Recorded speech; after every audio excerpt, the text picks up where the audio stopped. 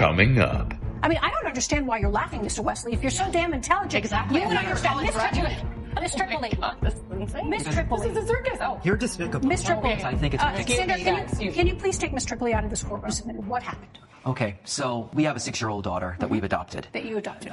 We got to know Susan. She's a friend of ours, and where we live, and we mentored her to get her own child. So that's how we're all acquainted. So she has a daughter herself. Okay. Susan texts us out of the blue and says, the mother that I adopted my daughter from, right, is having another kid that she doesn't want. Mm-hmm.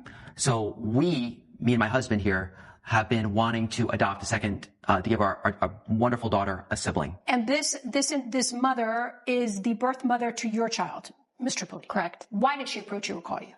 So she found out she was having another child, and I found out 6 months in to her pregnancy. Oh, so she was already 6 months pregnant? Right, so she was 6 months. I received a phone call. What did she ask you to do, to take the child? She did. It was very, very important for her to have her family stay together. I see, for the 2 siblings. Yes. I felt at that time it was just too much, and I said, I met this lovely couple. So you referred her to them?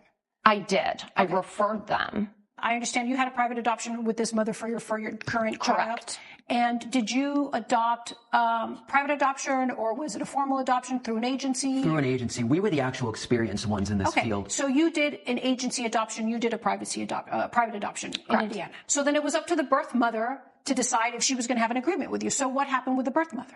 We did have several phone conversations with the birth mother over several months. So were you going to do a private adoption or going to go through the agency again? We were going to go through the agency again. Okay. Did the agency know that you were interested in this baby? Well, at this point, it was still not as clear because when we were chatting with her before our trip to Indiana, which is what these expenses are for, right? She was back and forth. She was with us, and then the next minute she'd be like, I'm not totally sure. I might want Susan to do it. But Your Honor, I mean, at this point, all across the way, Susan's like, I don't want the kid. I don't want to do it. I'm a single There was mom. nothing under contract. We had nothing in contract. This is all verbal. Your Honor. We've been over Ms. this. Tripoli, can I try to get I'm sorry, to Your the facts of this case? At this point, you were just talking to the birth mother. Yes. Was any agreement set in stone? Did you formalize an adoption agreement? Not at this point. No. Yeah. So then you decided, despite knowing that the birth mother was having doubts to give you her child, you still went to Indiana to visit her? For all the right reasons, Your Honor. It's not like we were concerned with the agency. I understand. So we took the trip to Indiana with our daughter, with our beautiful little girl, to show her what a beautiful family dynamic. That's all I'm trying to communicate. Did she change her mind? No. So here's the deal, because we wouldn't have been camping out in Gary, Indiana, right, if we didn't have, at least in our hearts, some certainty that this was going to happen. And wanting it to happen and having a legal certainty are two different things. Adoption is more than just a transaction. It's not like going to buy a bottle of milk at the store. It is an important transaction. That's why there's grace periods. That's why there's cool-off periods.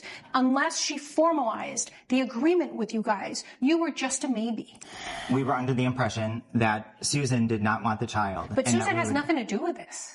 Whether the birth mother still wanted to convince Susan of taking, so she would have the 2 siblings together, is irrelevant. Okay. Right, so our trip was in good faith to meet with the birth mother, and in hopes that building a connection with her would strengthen She would formally and legally say, okay. $3,200 worth. Okay.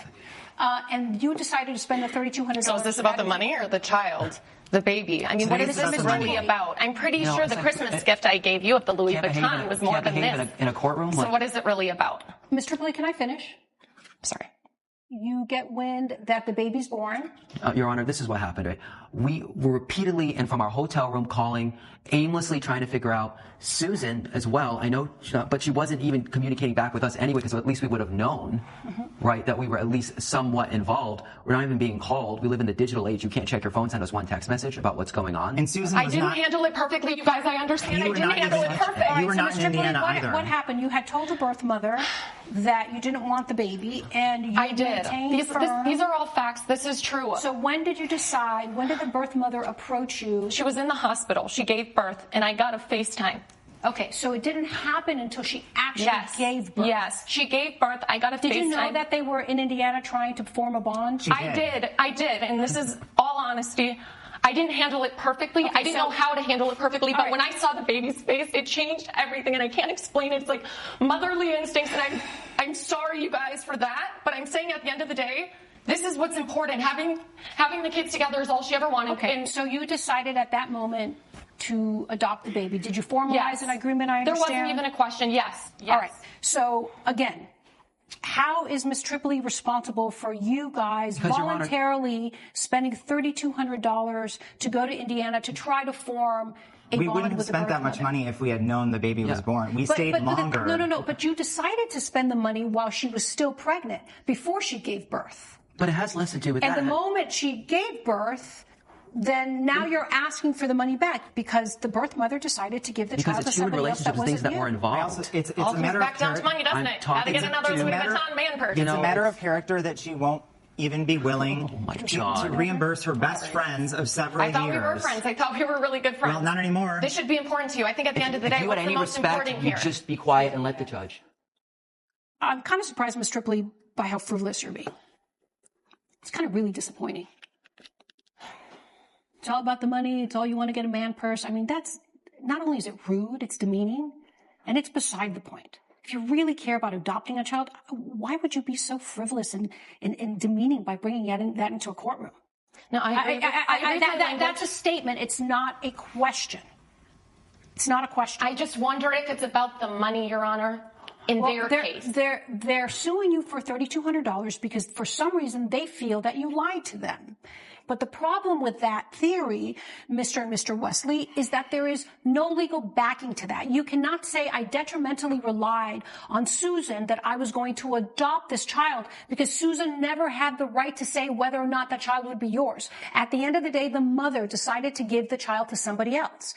But we totally understand that. That's not the case, Your Honor. So then how is the defendant responsible for $3,200? Because she is not. She didn't make you travel. We had two weeks there. We're intelligent, successful human beings in this country.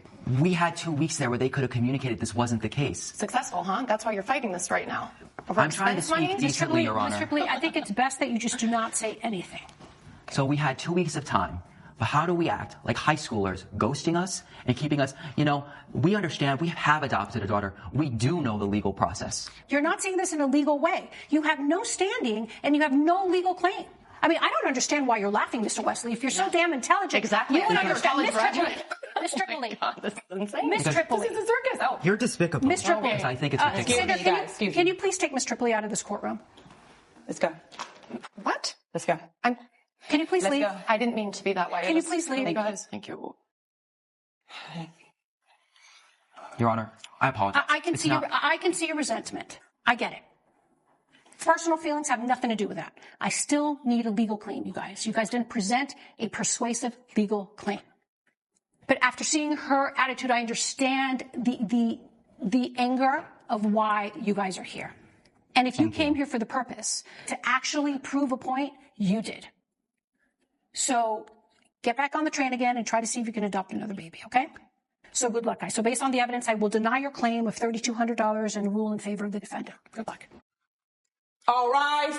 Looking at that, it doesn't seem like that woman is stable enough, really, or mature enough to really be adopting any kids. It's crazy. The stuff that she was saying was just so out of pocket. I understand she's involved with a lot of emotions in that, and I just want the child to have a healthy, happy home. And if the mother decided that she wants both of her kids to be together, the siblings, then they would be together.